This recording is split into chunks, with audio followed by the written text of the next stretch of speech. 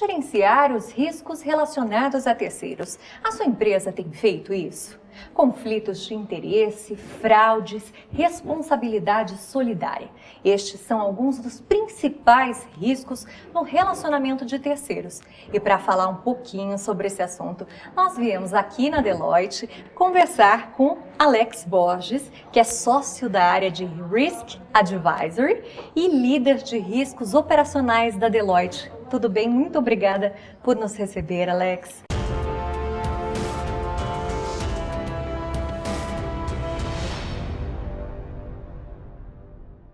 Eu queria que você iniciasse o nosso bate-papo comentando um pouquinho sobre os resultados apontados na pesquisa global de gerenciamento de risco empresarial 2017, realizado pela Deloitte. É uma oportunidade muito relevante para a própria Deloitte participar desse momento e poder contribuir com essa entidade de grande renome e reconhecimento no mercado, que é o CRA. Realmente, esse tema tem se tornado de fator fundamental a importância no mercado brasileiro e principalmente um desafio muito forte para as empresas em gerenciar os seus terceiros, nos seus diversos relacionamentos. Para nós é um prazer poder estar aqui e poder, logicamente, contribuir junto a esse importante momento. Alex, me conta um pouquinho dos resultados dessa pesquisa que vocês realizaram, né? Tem alguns pontos que você gostaria de destacar que você realmente acha importante? Camila, tem vários pontos importantes que a gente pode contribuir junto. Essa pesquisa foi uma pesquisa global da Deloitte, onde nós tivemos aí participação de inúmeros países. E dentro desse contexto, acho que nós podemos trazer aí uma síntese em 3 a 4 grandes pilares. O primeiro pilar é falar um pouquinho de como é o nível e a maturidade do processo dentro dessas empresas que participaram globalmente. O segundo pilar, ela fala um pouquinho de quais são esses principais desafios. Eu acho que uma das principais questões que foi apresentada, e a gente vai poder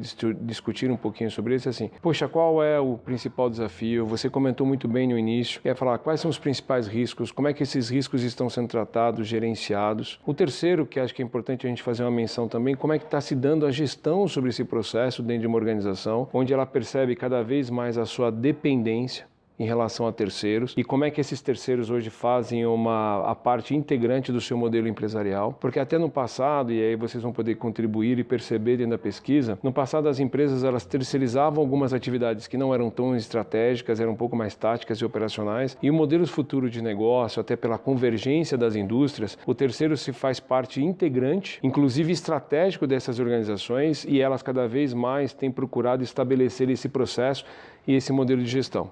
E o quarto, não menos importante, que vale a gente trazer essa menção, é como é que as demais áreas de acompanhamento, monitoramento, ou até mesmo auditoria, vêm contribuindo sobre esse processo evolutivo dentro das organizações. Dentro da pesquisa, quase que 90% das organizações perceberam que elas estão implementando instrumentos cada vez mais robustos para poder gerir tempestivamente, periodicamente os seus terceiros. Por que isso está acontecendo? Quase que 90% das organizações destacaram que tiveram problemas reais ou desafios reais empresariais nos últimos 3 anos. Destas, quase que 30% tiveram realmente impactos na sua imagem, reputação, nas questões de perdas financeiras relevantes. Então, quando você faz uma convergência sobre essas principais informações que lá foram apresentadas, eu diria assim, a pesquisa teve um resultado muito positivo, porque ela conseguiu medir de fato qual é o nível, a maturidade do processo de gestão, de governança de terceiros dentro desse novo ambiente empresarial brasileiro. O legal dessa pesquisa que a Deloitte fez é que vocês não compararam só com as empresas brasileiras, vocês também compararam com outros países. Isso. Né? Eu queria que você falasse um pouquinho do nível de maturidade, então, das empresas brasileiras comparado a outras empresas em outros países.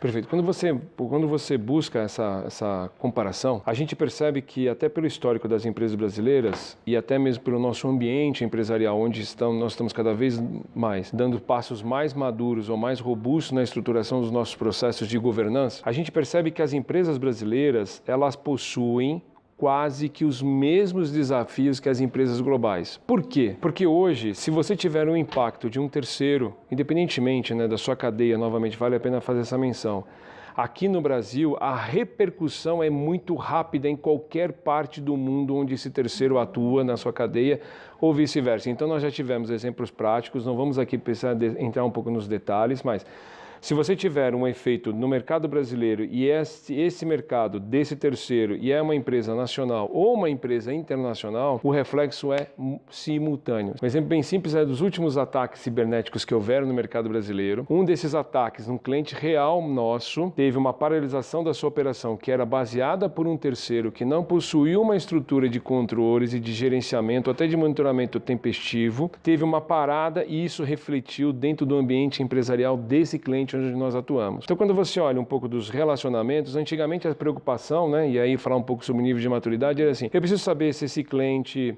tem uma situação financeira adequada, se ele tem uma situação de crédito adequado, se ele tinha as pessoas, pelo menos minimamente capacitadas para que pudesse atender, independentemente das áreas onde ele participa. Hoje as discussões, novamente, como você comentou muito bem no início, não são mais só necessárias essas três principais colocações, mas qual é o nível de governança que essa empresa possui, qual é o nível de reputação que essa empresa possui, porque ela está vinculada diretamente à minha reputação, qual é o nível de responsabilidade solidária que ela possui. E aí, quando a gente pega o nível de maturidade e traz as duas principais discussões que o mercado brasileiro possui, que é a nova lei trabalhista, que vai facilitar ainda mais o envolvimento e a participação de terceiros no mercado brasileiro. E o segundo principal desafio é a nova lei de terceirização. Então, em outras palavras, o mercado brasileiro possui um nível de maturidade vamos falar assim, de razoável para bom, mas ele já identificou quais são os desafios para que esse processo avance ainda mais. Não só numa questão de governança, não só numa questão de tecnologia, mas principalmente. Você quer ver um instrumento que as empresas brasileiras ainda não possuem, totalmente formalizados? Se você chegar numa empresa brasileira hoje e falar, você conhece a totalidade dos seus terceiros? Você sabe o nível de exposição a riscos onde esses terceiros estão vinculados? E não é mais só o risco trabalhista, o risco regulamentar. Quão importante esse terceiro é dentro do seu ambiente e qual é o nível de risco que esse terceiro faz ou que tem com o seu negócio? Falando exatamente nessa questão do risco que o terceiro proporciona, você acha que todo risco ele deve ser mitigado? Eu faria dois mesmos momentos. Primeiro, é fato, hoje grande parte das empresas brasileiras não possui ainda uma identificação clara de quais são os seus riscos empresariais. Então aí tem um desafio e uma maturidade para a identificação desses riscos, porque grande parte das vezes esses riscos eles são, vamos falar assim, estão inseridos na cultura, mas eles ainda não chegaram no nível de documentação e, logicamente, definição de instrumentos para o seu monitoramento. E o segundo grande pilar é verdade, se esses riscos devem ser mitigados, sim, eles precisam ser mitigados. Se eu conheço o meu risco, esse risco ele traz uma exposição, seja ela qualquer, vamos falar assim, simbologia numérica ou qualitativa, quantitativa ou qualitativa, eu quero incorrer nesse risco e quem é o responsável dentro da minha organização, dentro da minha governança, a aceitar esse nível de apetite ou esse nível de tolerância. Então, o que as empresas brasileiras têm feito muito para a parte de relacionamentos é repensar as suas cadeias, identificar exatamente quão importante esses terceiros fazem parte, qual o nível de risco e aí nessa última camada, que ela não deixa de ter a sua importância, né? Quais são os instrumentos que eu se utilizo para medir, minimizar e poder monitorar periodicamente esse vamos chamar desse ambiente de negócios.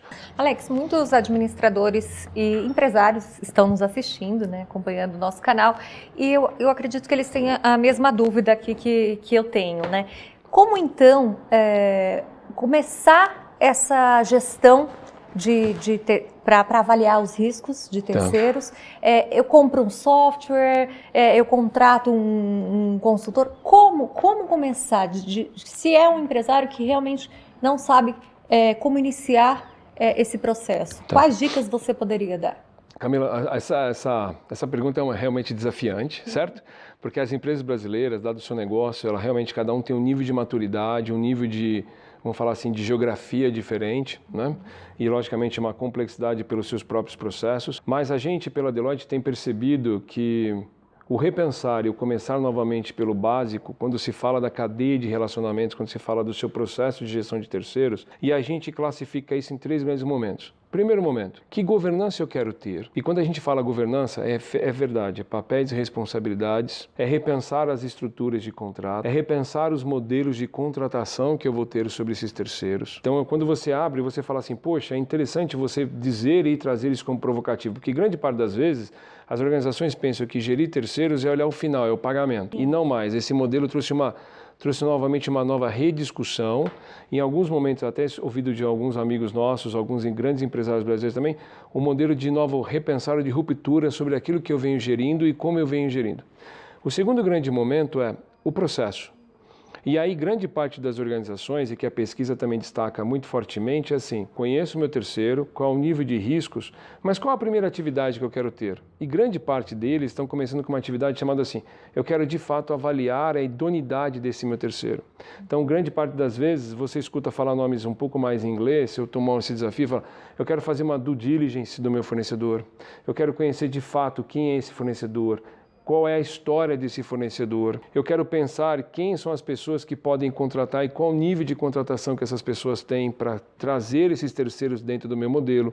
Então, dentro dessa nova discussão, a discussão estratégica, que antigamente não se tinha sobre terceiros dentro da cadeia, passou a ser mais um fator determinante. E a tecnologia, que muitas pessoas nos perguntam, a tecnologia ela vem com uma decorrência a partir do momento que eu sei discutir qual é o meu processo e, logicamente, qual é a minha governança que eu quero ter sobre isso. E dentro desses três pilares, eu acho que vale a pena fazer duas grandes menções. Grande parte das vezes as organizações interpretam que gestão sobre terceiros é ter um processo de compliance, é ter um processo efetivo de gestão das obrigações contratuais, é saber exatamente como o meu contrato foi feito, como é que o meu contrato está sendo gerido. Eu diria para vocês que é isto, mas tem um fator que eu entendo que é muito preponderante. Qual é o nível de reporte que eu vou ter deste terceiro, deste relacionamento às entidades de governança? Porque grande parte das falhas e das surpresas que as organizações possuíam ou que elas tiveram nesses últimos meses, nos últimos anos, não eram porque a organização não conhecia. A organização conhecia, mas a tomada de decisão, de resolução daquele desafio estava muito mais concentrada numa média gerência, sem o conhecimento formal, vamos chamar dessa forma, o conhecimento formal das entidades, seja na diretoria executiva, seja nos comitês de gestão, comitê de auditoria, até mesmo para o conselho de administração. Então, uma das questões que tem feito uma evolução muito forte, e aí eu também trago esse desafio para dentro dos nossos executivos que estão nos assistindo, é: o conselho de administração conhece os riscos relacionados a terceiros? Eles têm instrumentos efetivos, mesmo que esses instrumentos efetivos sejam de reporte mensal, bimensal, semestral? Qual é o nível de conhecimento, então, uma forma muito executiva, qual é o nível de conhecimento que esses conselhos possuem? Qual é o nível de tomada de decisão ou influência que esse conselho possui na diretoria executiva para a transformação dos seus processos? Daria, então, para a gente compilar tudo que você disse agora, dizendo que é uma gestão, para que uma gestão holística dos riscos de terceiros aconteça, é preciso uma série de elementos. Perfeito. Né? E aí, nesse contexto, Camila, uma coisa que é interessante é que, assim, quando a gente traz essas discussões, a primeira coisa que vem muito é: que benefício você quer? Porque hoje, quando se fala de benefício, grande parte das organizações brasileiras pensam, por exemplo, dado nosso momento econômico, pegar esse pequeno detalhe. Hoje nosso momento econômico é, poxa, nós estamos aí, espero positivamente, né, trazer um momento de saída de recessão. Então, grande parte das organizações brasileiras passaram por um movimento muito importante de otimização de custos. E essa otimização de custos tem das suas mais diversas formas. Então, quando você discute quais são os benefícios esperados, as organizações, de fato, querem ter a sua melhor otimização, querem ter minimização dos seus riscos que podem ter um impacto dentro da questão de imagem, reputação. Elas querem repensar a sua cadeia de valor, certo? Porque hoje, novamente, na convergência das indústrias, hoje você olha, uma indústria que antigamente, no passado, pega o varejo de modo geral, antigamente só pensava em vender, não, hoje ele quer chegar de ponta a ponta, ele quer ter a visibilidade do fornecedor que entrega seja ele qualquer tipo de serviço ou matéria-prima, até a forma como eu entrego isso dentro da casa dos meus clientes. Então você percebe que a tecnologia está trazendo uma convergência importante. Tem uma outra coisa que também se traz muito, que é as questões de compliance. Qual o nível? Porque hoje, quando se fala de a nossa lei anticorrupção, quando se fala das leis americanas, principalmente com o impacto das empresas brasileiras, que é a FCPA, né, que é a lei americana para empresas de capital aberto no mercado americano, então você percebe que as questões de compliance também se tornaram fato relevante. E o último, que grande parte das empresas também tem um desafio de procurar os seus benefícios, é como é que eu vou administrar os meus acordos. Porque todo mundo, quando se olha financeiramente, se olha por questões de compliance, estão pautados em acordos, que chamam-se os famosos SLAs, os famosos termos de acordos, de contratos, é como é que eu consigo consolidar. Então, quando se fala, parece simples, né? Mas quando você traz isso dentro de uma organização, que a volumetria e hoje faz parte integrante, o envolvimento dos relacionamentos, e trazer isso numa unidade de medida tem sido aí um dos fatores determinantes de sucesso de algumas empresas brasileiras. Quer dizer, não adianta colocar num contrato que aquele terceiro, aquele que fornece tal produto para mim, ou tal matéria-prima, se caso aconteça alguma coisa, eu não sou responsável, eu não respondo solidariamente. Não adianta colocar em contrato e achar que está tudo bem. É verdade.